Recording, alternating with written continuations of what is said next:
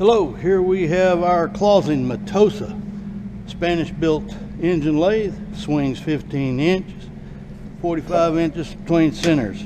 It has a variable frequency drive, allowing the spindle RPM to be ultimately variable.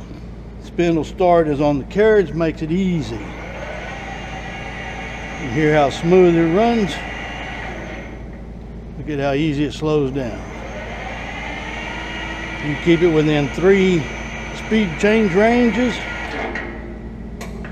and that allows you to maintain the maximum torque on your spindle. And it's got threading, longitudinal and crossfade, all functional.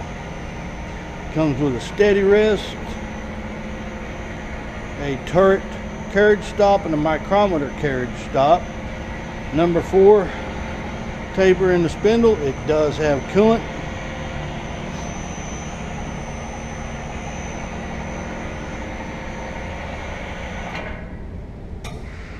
Thank you for watching.